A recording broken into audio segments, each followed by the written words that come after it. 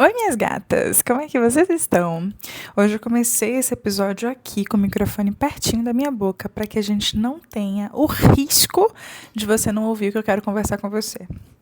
Hoje eu vou te contar coisas que você faz, mais especificamente 3 coisas que você faz que colocam o seu relacionamento em risco. Se você quer continuar o seu relacionamento e entender que o seu relacionamento é um relacionamento de sucesso, é feliz, é longevo, fique aqui, minha irmã, nesse vídeo, assista até o final. Primeiro, para fortalecer o meu corre, por favor, se você não tiver inscrita, se inscreve. Esse vídeo agora está passando no Spotify ou no YouTube, onde você estiver assistindo. Deixa o seu like, o seu joinha, as suas 5 estrelinhas na avaliação do Spotify. Isso é muito, muito importante para mim. Então, desde já, obrigada. Para fortalecer o meu corre, mas para fortalecer o seu corre também. Para que esse relacionamento seja o seu relacionamento dos sonhos, no final das contas. Bora! Vamos começar pelo primeiro item, que eu acho que é um erro muito comum e muitos casais fazem isso. Na verdade, pessoas fazem isso com pessoas, tá? Se a gente quiser até expandir um pouco essa discussão e pensar em relacionamentos que não são só românticos, mas incluindo toda a forma de se relacionar, a gente pode encontrar uma cacetada de situações para exemplificar aqui esse papo, para dar corpo para nossa conversa. Mas como hoje a gente está pensando em cuidar do seu relacionamento com o seu boy ou com a sua girl, a gente vai começar por aqui. Primeiro erro que as pessoas mais cometem quando estão se relacionando é não comunicar ao outro o que espera dele. Isso me deixa nervosa, minha irmã. Sinto minha pressão subir, sinto minha pressão cair, porque é aquela história que o óbvio, ele precisa ser dito. Eu acho que a gente entende, né, que a gente tá numa relação que é muito íntima, e é de fato, talvez a mais íntima, inclusive. Eu não sei como você vive as suas relações, mas realmente, às vezes, o nosso relacionamento amoroso é o relacionamento mais íntimo que a gente tem. E o lance da intimidade gera uma certa confusão. Eu sinto que a gente é tão íntimo daquela pessoa, que aquela pessoa ela meio que se confunde com quem a gente é. Então, se pra mim é muito óbvio, eu acho que pra fulano também vai ser. Vamos exemplificar. Vocês sabem que eu sou muito, muito fã dos exemplos. Eu acho que eles tornam a compreensão muito mais clara e didática. Então, vamos começar. Digamos que você está prestes a aniversariar. E na semana do seu aniversário na sexta. Meu aniversário esse ano cai na sexta, inclusive, dia 8 de maio. Você é uma pessoa que está ansiosa para o seu aniversário. Seu aniversário é na sexta, hoje é segunda, você iniciou a semana já criando a sua expectativa. Problema nenhum em relação a isso. Ok. Na segunda-feira você já está ali, criou um roteiro perfeito. Você quer ser, na sexta-feira, celebrada. Você não quer pensar em cozinhar, em fazer tarefa doméstica, você não quer sentir o cheiro de uma cebola perto da sua pele. Você quer viver um dia de princesa. Adequado, faz sentido, justo, você provavelmente merece mesmo. Mas aí você tem esse parceiro ou essa parceira que vocês moram juntos e vocês estão dividindo ali, né, as dores e as delícias de serem um casal de adultos. Você espera que nesse dia, na sexta-feira, que é o dia do seu aniversário, que fulano ou cicrana, seu parceiro, seu amorzinho, te leve para jantar, te receba em casa com um buquê de flores, com o seu doce favorito, com a garrafa de vinho que vocês gostam, para sair ou para ficar em casa, pedir uma comida, ou essa pessoa preparou a comida para você.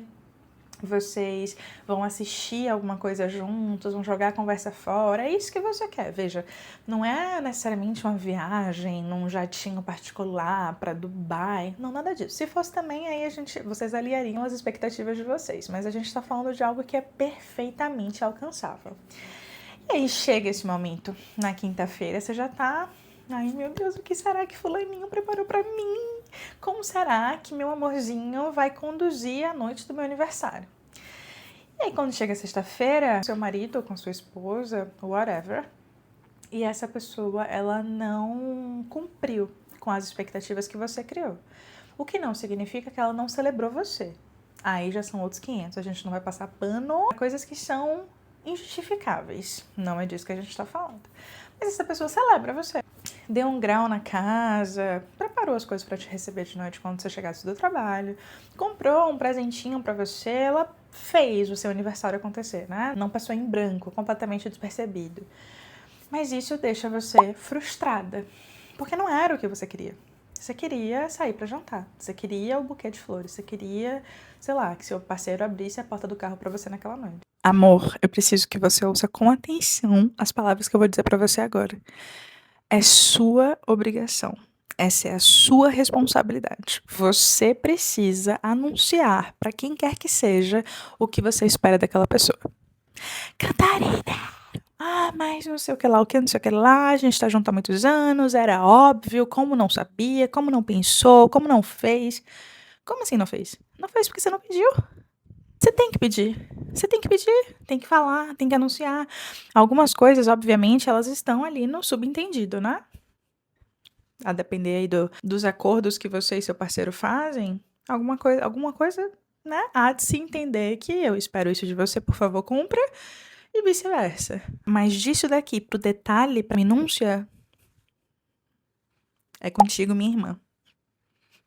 Com você. É você que tem que adiantar. A gente não pode, gente, entender que a pessoa, ela simplesmente sabe como executar a realização dos seus sonhos. Eu diria o nosso querido Emicida, você é o único responsável pelos seus sonhos aqui no planeta Terra, então corra atrás do seu, minha vida. Tenha a sua vida facilitada na medida em que você facilita a vida do outro. O que eu acho que não cabe é essa coisa do meu aniversário tá chegando. Eu quero ver se fulano vai fazer aquilo mesmo, que eu tô esperando. Eu tô esperando, mas eu quero ver se ele vai fazer isso. Mas se ele não fizer, eu vou ficar muito brava. Perceba que você tá meio que jogando contra o seu próprio relacionamento, a sua própria satisfação. Você tá contribuindo para ficar frustrada. Não faz mais sentido você simplesmente anunciar o que você quer e não esperar que o outro decifre, descubra, adivinhe, sonhe, ouça. Não, você antecipou. Essa é a sua responsabilidade. Nos nossos relacionamentos, a gente assume alguns compromissos com o outro, mas conosco. Um negócio que é muito importante para você precisa assumir esse BO, é a sua intenção, é o seu sonho, é o seu desejo.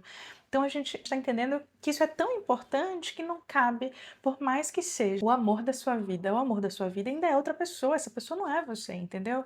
É importante, não vai pensar que nem você, não vai sentir que nem você. De repente, às vezes, vocês até se encontrem nesse lugar meio místico que o amor oferece pra gente. A gente realmente vive várias coincidências e coisas que são, sei lá, de histórias de filme. A gente vive isso na vida. Convenhamos, não é uma regra. Então, se a gente puder simplesmente facilitar a realização dos nossos sonhos, vamos fazer isso, minha irmã, vai valer a pena.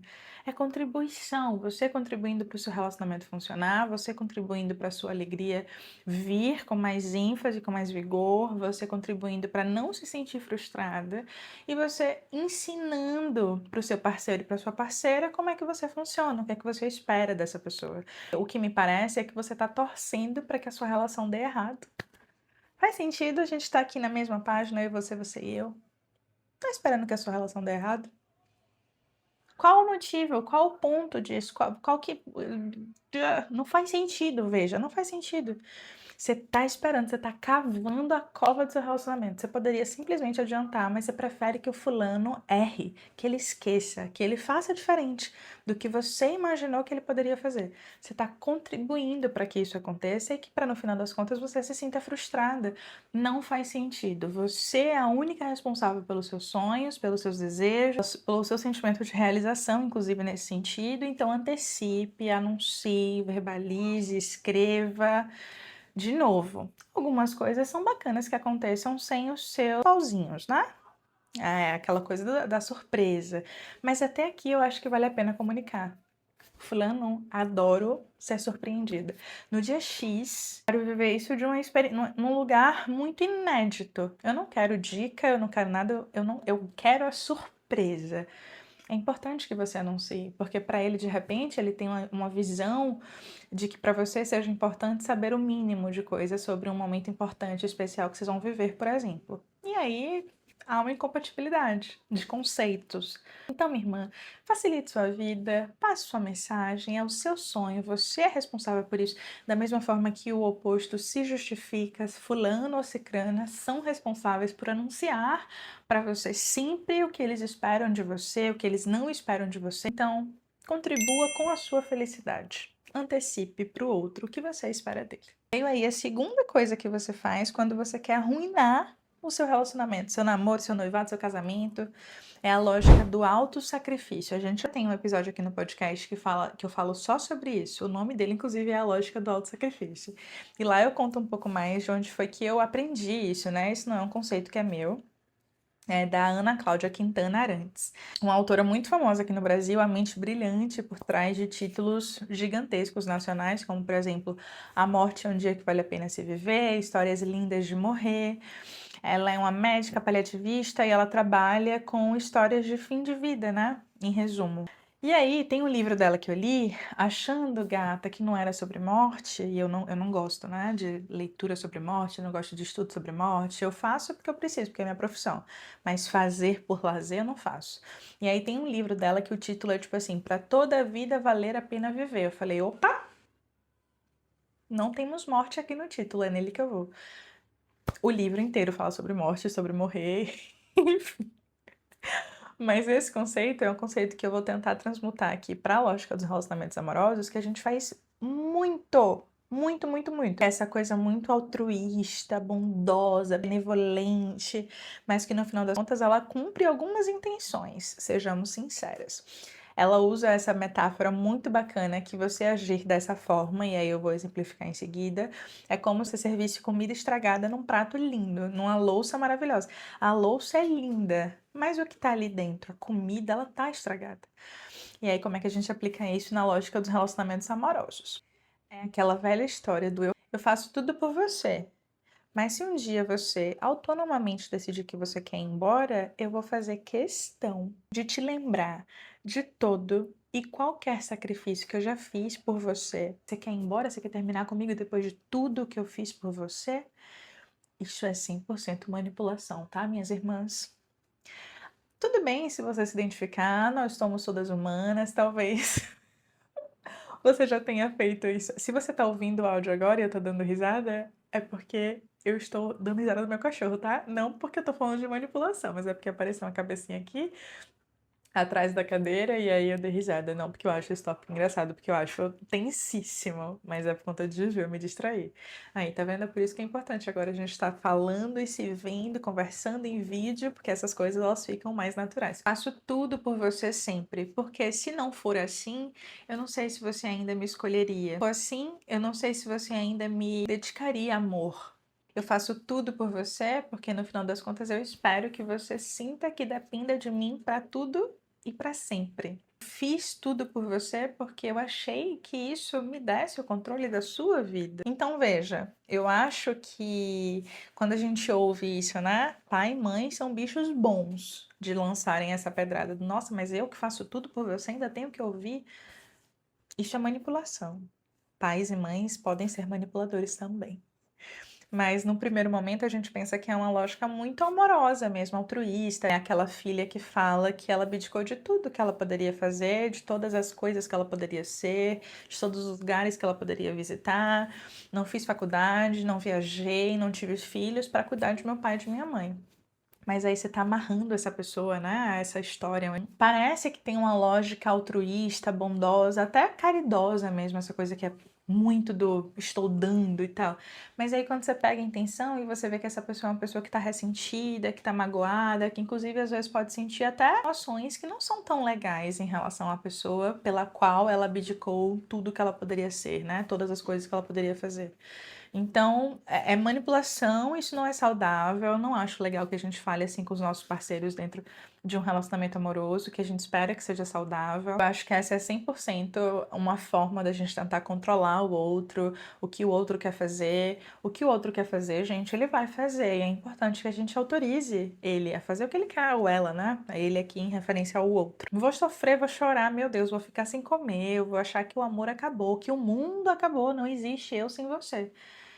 Mas autorize o outro a ir embora. Se ele quiser ir, não vale a pena, minha irmã, você ficar ali batendo o seu pé no chão e falando, vai ficar assim, porque lá atrás eu fiz isso por você.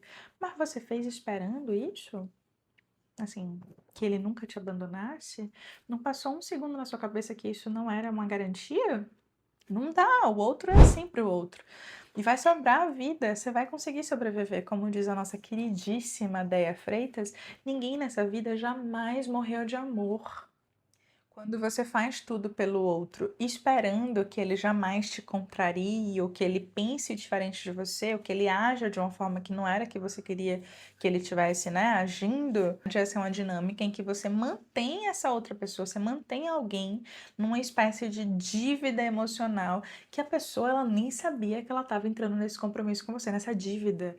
É um contrato invisível. Só você assinou e aí depois você faz a pessoa meio que pagar por isso também.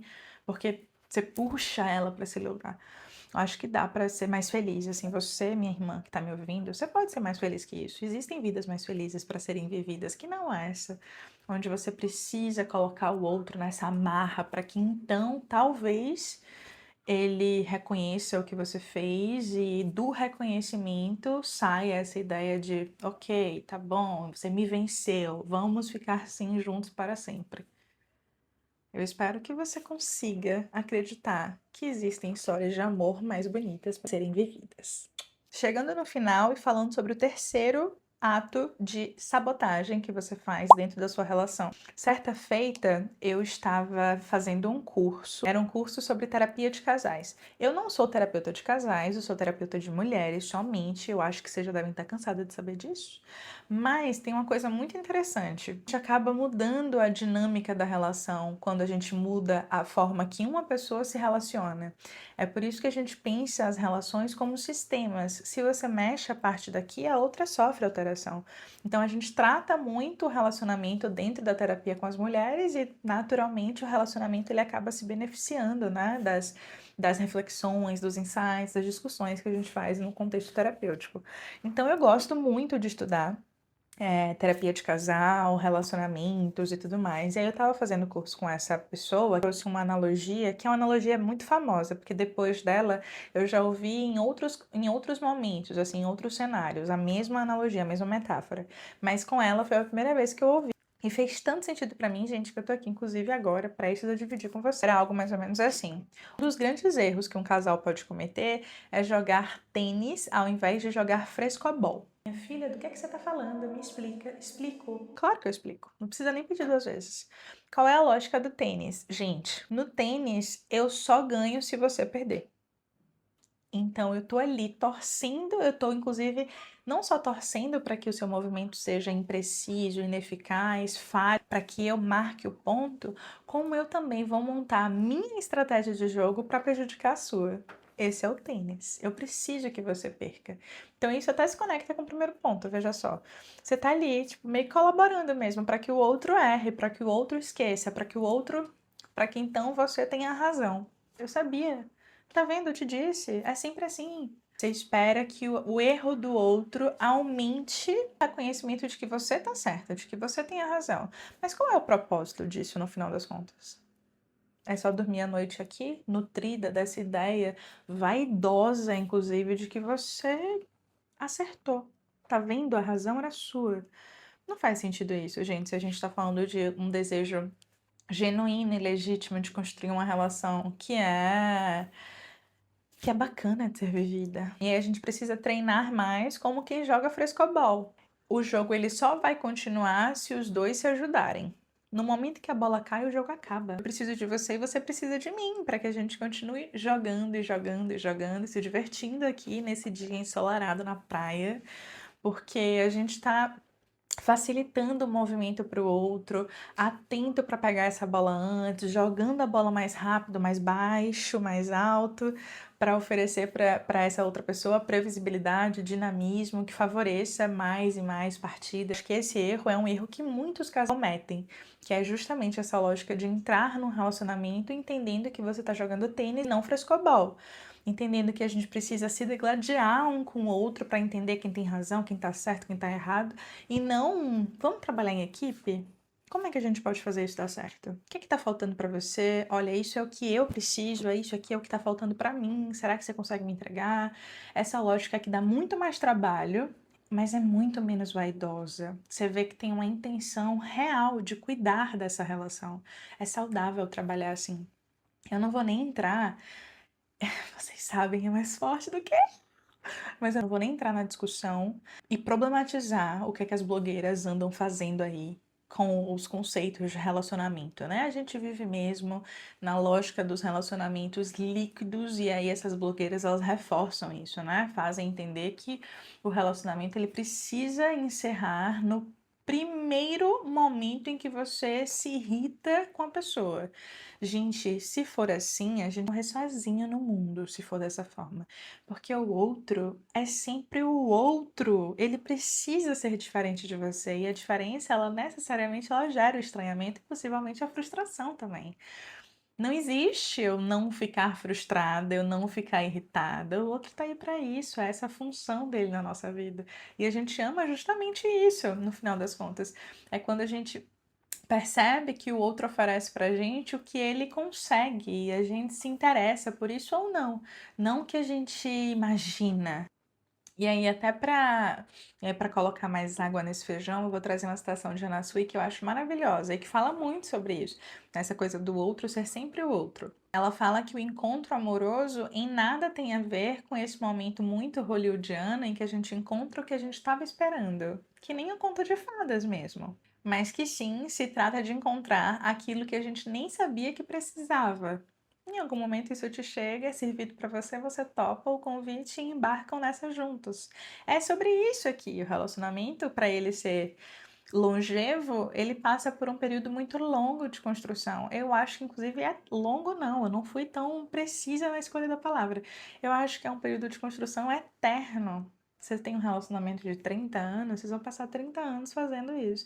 Dá trabalho. Ninguém tá contando pra você que é fácil. E se contarem pra você que é fácil, você pegue seu banquinho e você saia de mansinho, minha filha, que você tá sendo treinada aqui no nosso clube pra pensar diferente do que a blogueira tá falando pra você, que é assim que funciona. Por favor, por favor. O seu relacionamento ele vai morrer, Karen, alimentando essas competições silenciosas, esses contratos silenciosos que ninguém sabia que precisava assinar, mas você assinou, se antecipou e aí você tá ali com essa dívida, esperando a falha, cronometrando. Olha, já se passou um dia desde a data do nosso aniversário de casamento e ele não me mandou mensagem e ela não ligou.